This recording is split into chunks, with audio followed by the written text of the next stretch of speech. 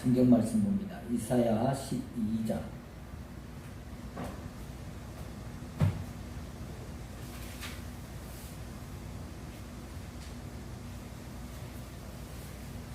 이사야 12장 1절에서 3절 말씀입니다.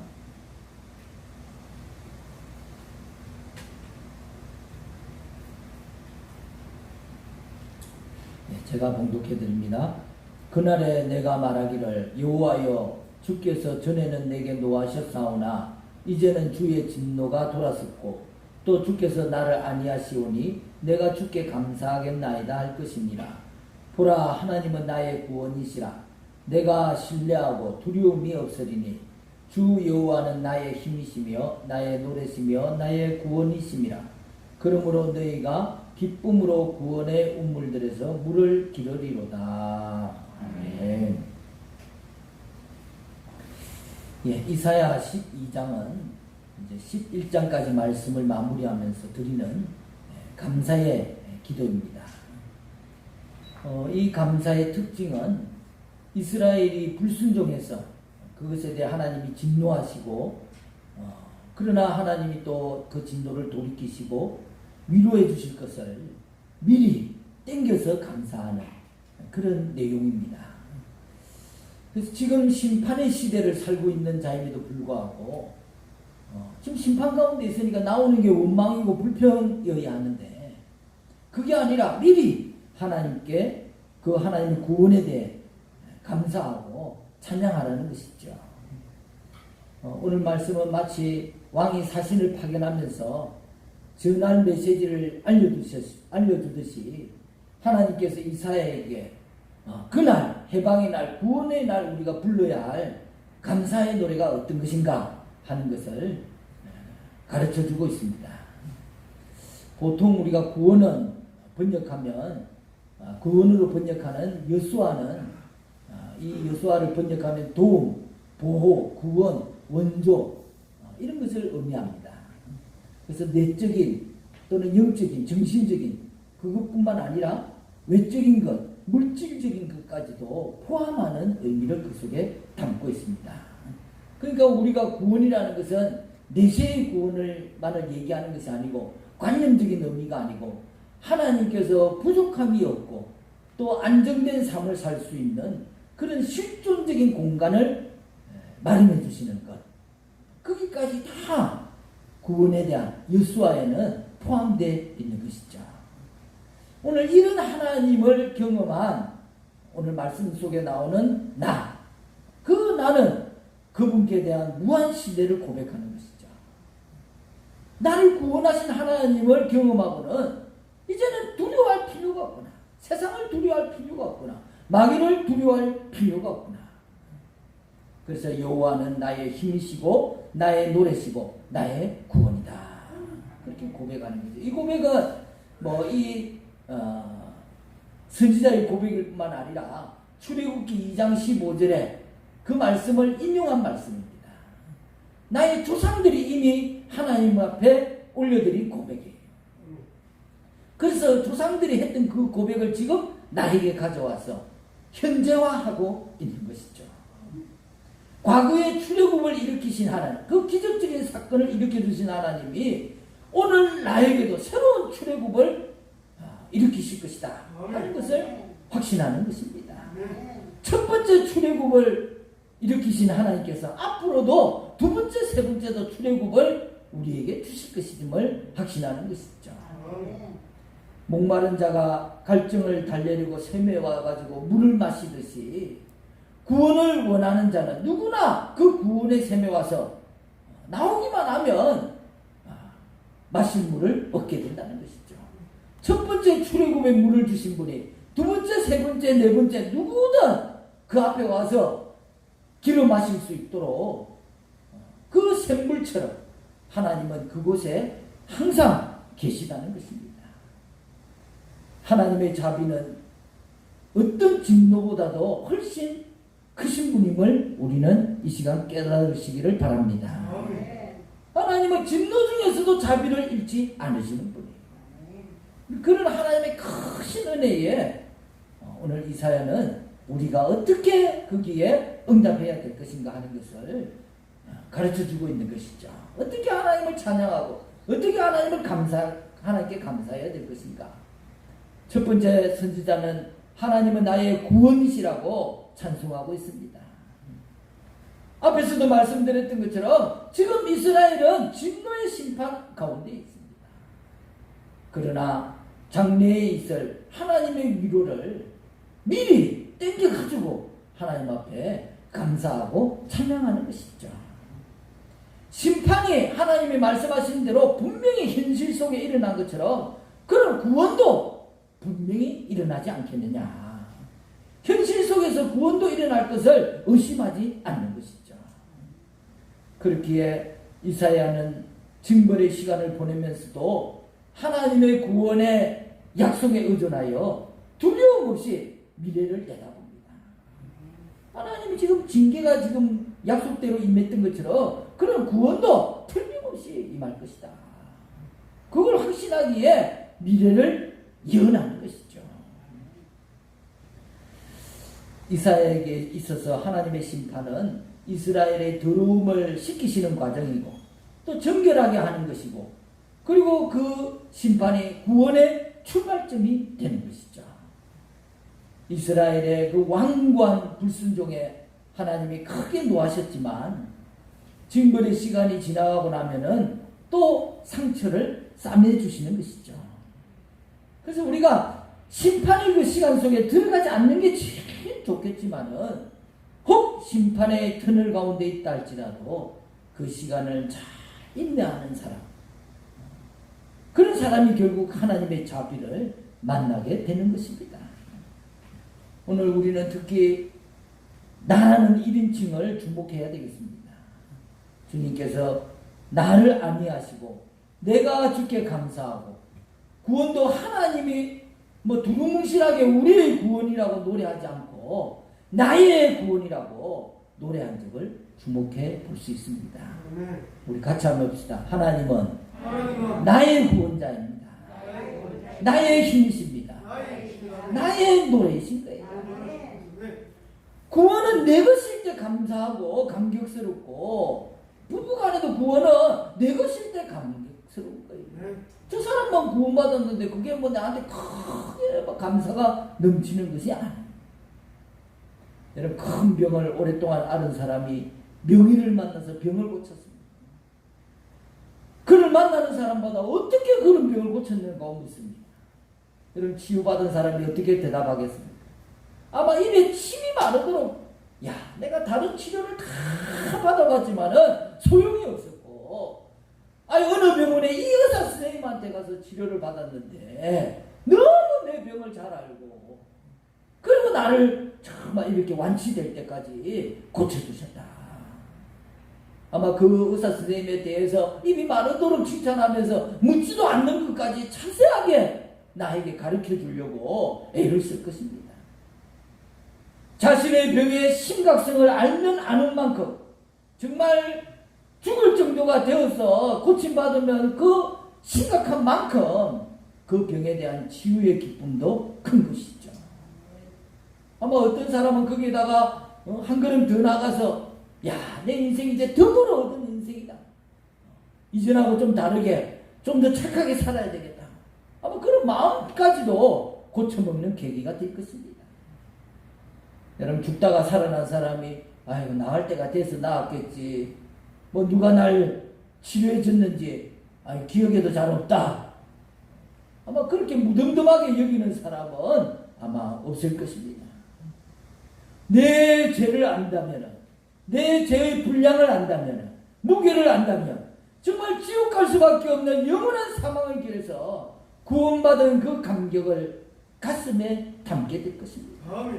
그리고 다른 사람에게 알릴 수밖에 없는 것이죠.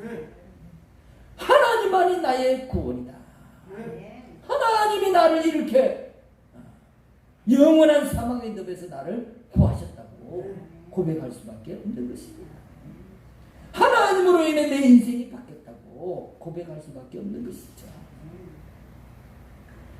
대통령의 특사로 수감생활의 종지부를 찍었던 교도소에 출감한 어떤 분의 글을 봤는데요. 어느 날 특사라는 말을 듣는 순간에 하늘이 빙빙 돌더랍니다. 그래서 설마 하는 생각으로 기가 막히더라고요. 그래서 야, 이게 꿈인가 생신가? 허벅지를 꼬집어 봤더니 꿈이 아니더래요. 그러니까 자기 몸에 전신에 힘이 쑥 빠지면서 들쑥 주저앉아서 엉엉 울었다고. 야, 이제 살았구나. 그리고 감동이 전신을 휘감고 그냥 소리치면서 노래를 부르고 싶더랍니다. 여러분, 사랑하는 성도 여러분, 제사함과 구원을 받은 그 감격은 비교도 할 수 없는 하나님의 은혜입니다. 이 세상에 그 무엇에 그것을 비할 수 있겠습니까? 어떤 분이 위가 쓰리고 아파서 병원을 찾아갔습니다. 설마했지만은 암이라는 진단 결과가 나왔습니다. 하늘이 노랗게 변하고 현기증이 일어나면서 의자에 털썩 주저앉았다고 합니다. 그리고 병원을 나오는데 왜 나한테 이런 일이 일어났는가? 왜 내가 암이 걸렸는가? 내가 뭔 잘못을 했는가? 온갖 생각이 다 나고 그 의사 선생님이 믿게 보이고 욕을 하고 속으로 하여튼 병원을 욕을 하고 모든 것이 다 정서로워졌습니다. 근데 희한한 거는 그때부터 갑자기 위가 더 쑤시고 열이 오르고 구역질이 나고 막 가스트럼이 막 올라오고 진짜 그냥 말기암 걸린 것처럼 그렇게 고통스럽더라고요. 식욕이 떨어지고 소화가 되지 않습니다. 그 소식을 들은 주변 사람들이 야, 그렇게 있지 말고 좀 더 큰 병원에 가가지고 한 번 더 검사를 해봐라. 그래서 대학병원에 가서 검사를 했는데 결과는 암이 아니더랍니다. 오진이었습니다. 근데 그 순간에요, 세상이 그렇게 밝아지더래요. 아름답게 보이고 병원을 나오는데 햇빛이 얼마나 찬란한지 또 그 의사 선생님이 얼마나 고마운지 팔다리에 힘이 솟고 돌아오는 차 안에서 노래를 부르며 집으로 돌아왔다는 거예요. 여러분, 하나님의 구원을 대하는 우리의 태도는 어떻습니까? 특사받은 그런 사람의 감옥에서 그냥 풀려나오는 그 감격만도 못하고 야, 암이 아닙니다. 건강진단을 받은 후에 그 감격만도 못하지 않는가? 여러분, 하나님은 지금 심판하실 수도 있고 지금 우리를 용서하실 수도 있고 벌 주실 수도 있고 상을 주실 수도 있는 분입니다. 하나님의 심판과 벌이 얼마나 무서운 일입니까? 그런데 우리는 이미 모든 죄를 용서받고 하나님의 사랑과 축복을 받는 존재가 되었습니다. 이미 하나님의 사랑받는 자녀가 되었어요. 이게 얼마나 감사한 일입니까? 여러분, 오늘부터 우리가 최소한 암 진단 오진받은 사람보다는 기쁜 마음으로 살 수 있는 우리가 되기를 바랍니다. 세상 고통은 내 혼자 다 받는 것처럼 그렇게 살 게 아니라 이미 나는 하나님 축복받는 자녀다.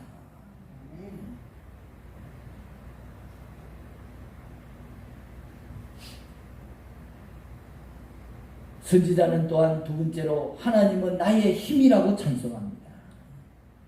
오늘 선지자는 과거의 기적 같은 은혜를 받았으니까 너무 감사하니까 하나님 나의 힘이다 그렇게 할 수 있죠. 또 구원받은 감격을 찬양하고 있는 것이 아닙니다. 아직 오지도 않은 구원을 노래하고 있는 거예요. 비록 심판하시더라도 자신은 심판의 도구인 아수르나 바벨론을 두려워하지 않는다. 오직 하나님을 두려워하고 하나님을 의지하겠다고 고백하는 것입니다. 아멘. 여러분, 징계 중에도 기쁨으로 구원의 운문불에서 물을 길어 하나님께 제사하겠노라고 다짐하는 것이죠. 여러분, 사람이 잘 나갈 때가 아니라 약하게 될 때, 사람 잘 나갈 때는 교만해서 잘 느끼지도 깨닫지도 못합니다. 배부를 때는 누가 뭐 밥 한 그릇 갖다 주는 게 뭐 그렇게 크게 그렇게 뭐 감격스러운 일은 아니에요. 그러나 굶어 죽기 직전의 사람에게 밥 한 그릇은 너무나 소중하고 이건 뭐 생명이잖아요. 밥 자체가 감격인 것이죠. 그래서 약하면 지팡이 하나도 고맙고 하나님의 도움이 더 생생하게 다가오는 것입니다. 하나님의 힘은 자기 힘을 믿는 사람에게서는 떠나는 거예요. 자기 힘을 믿고 있고 자기 자랑에 빠져있는 사람한테 하나님이 무슨 소용이 있겠어요? 교만한 자에게는 하나님이 소용이 없는 것입니다. 그러나 하나님의 힘을 믿고 의지하면 하나님은 그 사람에게 강한 힘이 되어주시는 것입니다. 교만하고 불신하고 의심하고 염려하면 하나님의 힘을 그것들이 다 빼앗아간 거예요. 우리가 하나님의 힘을 의지하기 원하는데 염려해 보십시오. 절대 하나님의 능력이 나타나지 않습니다. 교만해 보십시오. 절대 하나님의 힘이 도움을 얻을 수가 없습니다. 그러나 하나님만을 앙망하며 새 힘이 솟구칩니다. 약한 사람은 하나님밖에 의지할 수가 없잖아요. 감기 걸린 사람은 병원 가가지고 아유 처방받고 그냥 약 먹으면 낫겠지. 하나님 의지할 뭐 간절한 마음이 뭐 특별히 생길 이유가 없어요. 그러나 죽을 병에 걸린 사람은 의사도 안 된다고 그러고 병원에서도 포기하면 절대적으로 하나님밖에 의지할 데가 없잖아요. 여러분 우리가 죽을 병 걸려야만이 하나님 의지해서 되겠어요.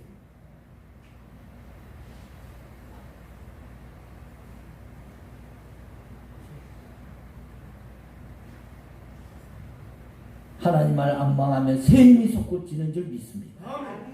인간의 힘으로는 참 육신의 소욕을 이길 수가 없어요. 이 때문에 위대한 신앙이었던 사도 바울도 오라 나는 공고한 사람이로다. 이 사망의 몸에서 누가 나를 건져내랴 그랬어요. 탄식을 했죠. 왜 이길 수가 없어요. 내 자신인데도 불구하고 내 자신을 이길 수가 없잖아요. 우리가 육체의 소욕을 극복하려면 전적으로 예수 그리스도를 의지해야 될 줄로 믿습니다. 예수님 앞에 나와서 무릎을 꿇고 주여 제 육신의 모든 죄악의 요소를 제하여 주십시오. 기도할 때에 성령의 능력으로 내 의지가 강화되는 거예요. 그래서 육신의 정욕, 안목의 정욕, 이 세상의 자랑을 극복할 수 있게 되는 것입니다. 여러분 예수 믿는 사람이 성령을 통해서 강한 의지력을 얻지 못하면은 마귀의 시험을 이길 수가 없잖아요.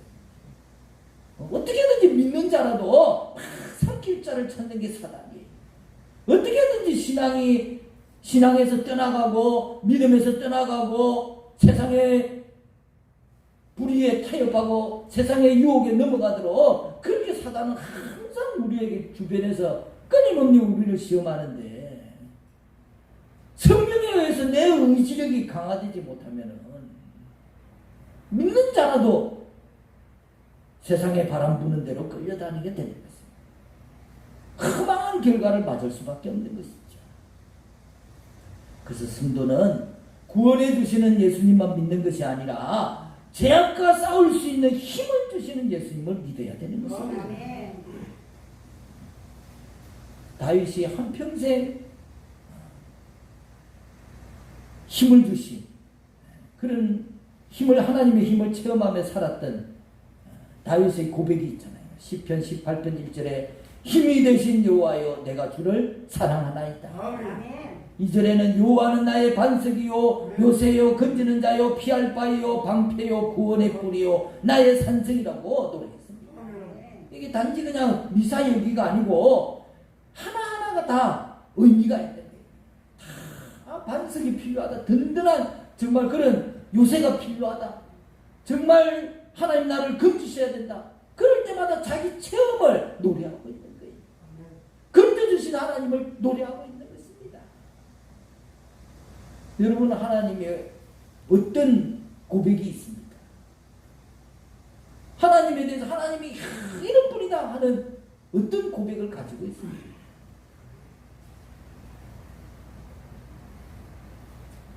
다윗은 시련이나 환란이 앞을 가로막을 때마다 하나님을 바라보고 하나님의 힘을 구했습니다. 그리고 그 힘으로 승리했습니다. 자, 우리 한번 고백을 해봅시다. 하나님은 나의 힘입니다. 나의 구원이십니다. 그 하나님을 경험하시기를 바랍니다. 마지막으로 하나님은 나의 노래라고 이사야는 찬송하고 있습니다. 요즘 TV 틀면은 뭐 저는 TV가 없지만은 인터넷에서 이렇게 짤을 보면은 뭐 방송사마다 나오는 것이 있습니다. 뭐가 나올까요? 트로트 열풍 트로트. 여러분 트로트 좋아하죠? 예. 아니 TV의 모든 채널에서 트로트 오디션이 프로그램이 나오고 트로트 가수들이 모든 예능을 장악했습니다. 왜 이렇게 트로트 가요가 국민들에게 인기를 끄는 것인가?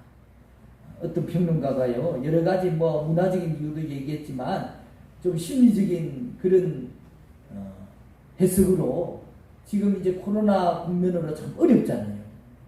그러니까 국민들이 집에 있으면서 이 트로트 가사가 좀 직설적이거든요. 그러니까 그런 가사에 또 뭐 이렇게 느린 곡만 있는 것이 아니라 빠르고 느린 곡이 이런 곡들을 들으면서 또 트로트에 한해 울고 또 가사에 웃으면서 답답한 마음을 위로받는 것 같다. 뭐 그렇게 표현해주고 있는데요. 여러분 가사가 있는 노래는 사람만 부르는 것입니다. 새들의 노래는 소리도 있고 곡조는 있지만 가사는 없죠. 사람들의 노래는 가사가 있고 사상이 있고 그 속에 뜻이 있습니다. 노래는 자연을 노래하고 이념을 노래하고 사상을 노래하고 사랑을 노래하는 것입니다. 그런데 찬양은 그 대상이 하나님입니다. 노래 가운데 가장 귀하고 고상한 노래는 하나님을 노래하는 것입니다. 그래서 그거 거룩한 노래이기에 성가라고 부르는 거잖아요. 여러분 영국 시인 에드워드 영이요 기도는 우리의 길을 하늘로 향하게 하지만 찬양은 이미 그곳에 있게 만든다는 거예요. 여러분 선지자도 오늘 약속하신 대로 다윗의 후손에서 나실 구원자를 통해 이스라엘 백성이 심판을 받은 후에 회복을 경험하면서 그들의 입에서 찬양이 나오게 될 것이다. 찬양이 나올 수밖에 없을 것이라고 얘기하고 있습니다. 여러분 찬양은 해야 하는 일이 아니라 할 수밖에 없는 것입니다. 누구를 찬양하고 높이고 또 사랑하는 말 그건 그냥 할 수 있는 게 아니잖아요. 상대를 알아야 되고 또 존경하고 실제로 존경하고 또 칭찬하는 말을 그런 어떤 경험이 그걸 겪어야만이 찬양이 나오는 거예요. 전혀 그런 관계가 없으면서 칭찬한다든지 뭐 찬양한다든지 그거는 뭐 아부 아니면은 위선적인 표현인 것이죠. 여러분 나의 찬양은 고백이고 나의 찬양은 전도이고 나의 찬양의 내용이 내 신앙의 내용인 것입니다. 오늘 나의 입에 어떤 찬양이 있습니까? 트로트는 흥얼거리는데 내 입에서 찬양이 사라진 지 오래되지는 않았습니다. 찬양하며 감격하며 눈물 흘리던 나는 온데간데 없고 그냥 트로트 가수의 노래에 눈물을 흘리고 있지는 않습니다. 여러분 찬양이 내 안에 내 입에서 거쳤다면 영혼의 기쁨이 사라진 것이고 마음에서 우러나오는 고백이 식었다는 것이고 더 나아가서는 어쩌면 심각한 영적 질병에 걸린 것일지도 모르는 일입니다. 여러분 신자는 세상의 그 어떤 노래보다도 하나님을 찬양하는 것이 무슨 선택의 문제도 아니고 저울질할 필요도 없이 하나님을 찬양하는 것이 좋은 것이 되어야 되는 거예요. 왜냐하면 그분으로 인해서 구원을 받았잖아. 그분으로 인해서 죽을 자가 살아났잖아. 그러면 그 하나님 찬양하는 것이 당연한 것이 되는 거죠. 세상의 어떤 노래도 나를 살려주신 그분의 자리를, 그 구원의 자리를 대신할 수 없는 것입니다. 여러분, 성도가 왜 불의한 자리에 설 수 없습니까? 믿는 사람도 유혹이 옵니다. 야, 이건 내가 참 조금만, 한 번만 눈 감으면, 한 번만 타협하면, 아니 세상 사람들 다 그렇게 하고 있는데, 그러나 그것에 타협하지 않고, 왜? 나는 그렇게 할 수 없습니다 라고 얘기하는 것입니다. 하나님이 살아계셔서 보고 계시고 있고, 예수님이 나를 위해서 십자가에서 그 불의를 위해 못 박혀 죽으셨잖아요. 내 죄 때문에 죽으신 걸 아는데 내가 또 죄를 저질러서 그분을 다시 십자가에 못 박는다는 게 있을 수 있는 얘기입니다. 그 생각을 하면 우리가 불의에 타협할 수가 없어요. 그 잠깐의 유익에 타협할 수가 없는 것입니다. 여러분, 세상의 불의에 타협하지 않고 세상의 유익을 쫓아가지 않고 주님의 십자가를 생각하고 주님께서 말씀하신 그 말씀의 뜻을 쫓아가면은 손해볼 것 같지만 그것을 통해서 하나님이 큰 승리를 나에게 안겨주십니다. 다른 사람들은 다 모르는 것이죠. 어쩌면 세상 사람들은 비웃을 수도 있습니다. 야, 이거는 별거 아니다. 이거 한 번만 하면은 너 인생이 보장되는데 뭐 그걸 기회를 놓친다고 바보 같다고 얘기할 수도 있습니다. 그러나 하나님을 선택할 때, 하나님 말씀을 택할 때, 그게 놀라운 기쁨이 있고, 하나님이 진짜 인생을 승리하도록 만들어주시는 거예요. 그것 때문에 돈 몇 푼 더 벌었다고 인생이 승리합니다. 그것 때문에 좀 배부르게 편하게 산다고 그 인생이 성공적인 인생이 되겠습니까?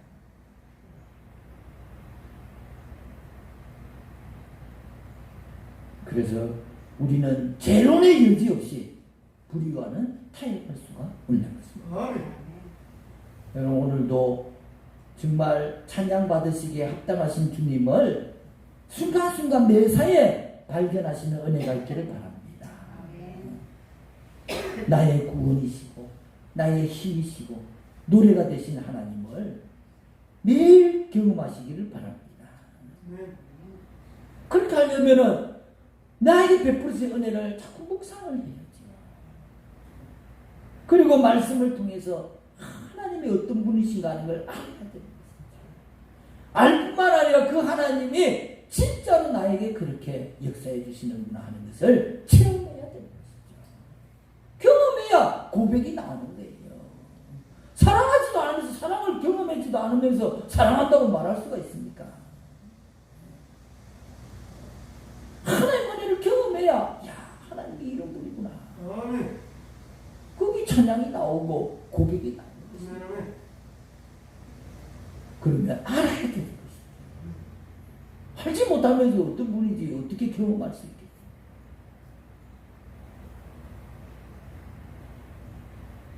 자, 그래서 우리 매일의 삶이 정말 기쁨으로 내 영혼이 가득 차서 찬양이 의무가 아니고 절로 찬양이 나오고 감사를 하라고 해서 하는 것이 아니라 절로 감사가 나오는 그런 은혜가 충만하기를 간절히 축원합니다. 기도하겠습니다. 할렐루야. 하나님 감사합니다. 오늘 선지자가 참 이스라엘이 심판 가운데 있는 가운데서도 원망 불평할 것이 아니라 하나님이 베풀어 주신 은혜가 무엇인지를 알고 또 하나님이 앞으로 베풀어 주실 은혜가 분명히 있는데 그것까지 땡겨서 미리 감사하는 그 하나님이 구원해 주실 것이 또 나를 치료해 주실 것이 나를 고쳐 주실 것을 또 나를 복 주실 것이 분명하기에 미리 그날을 감사하는 그런 이사야 선지자의 고백을 오늘 참 우리 삶 속에서 우리도 들을 수 있도록 인도하여 주시옵소서. 베풀어 주신 은혜도 조차도 감사하지 못하고 다 까먹어버리고 언제 그랬냐는 듯이 참 있는 것이 우리의 모습이 아닌지 또 오늘 우리 자신을 돌아보고 하나님 은혜에 감사하고 오늘 나와 함께 하신 하나님을 감사하고 또 분명히 나와 함께 하실 하나님을 감사하는 그런 우리가 되도록 축복하여 주시옵소서. 예수님 이름으로 기도드리옵나이다. 아멘. 예, 우리 다 자리에 일어서서 거룩하신 성령님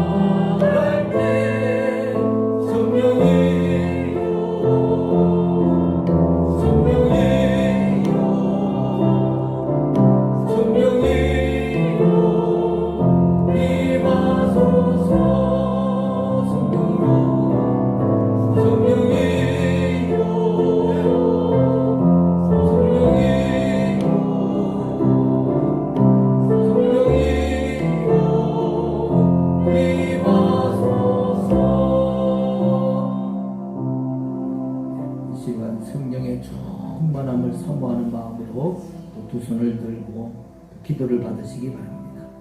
할렐루야. 성령 하나님 사랑합니다. 환영합니다. 우리 가운데 충만히 임하여 주시옵소서. 내 안에 충만히 임하시기를 간절히 소원합니다.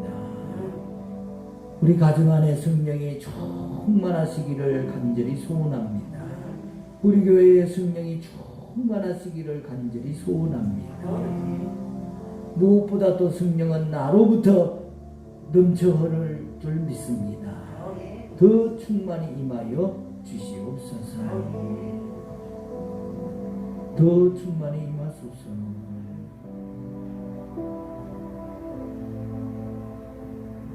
더 충만히 임하소서.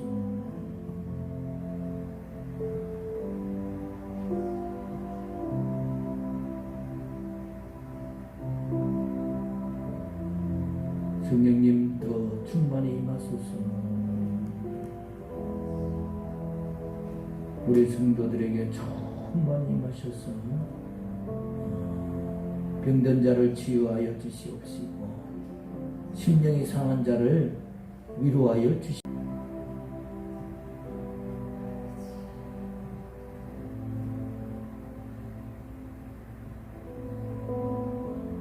더 충만히 임하소서.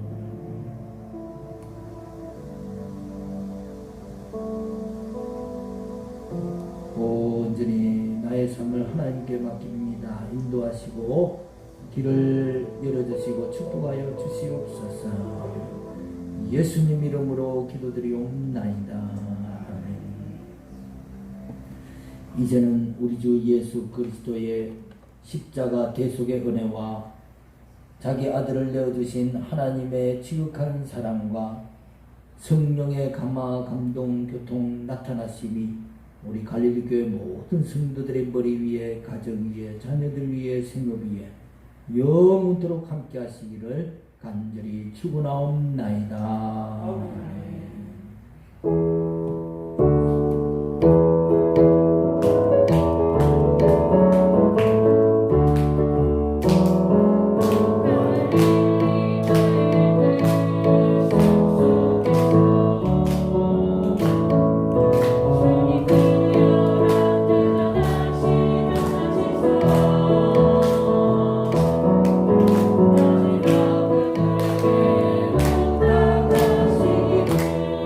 Oh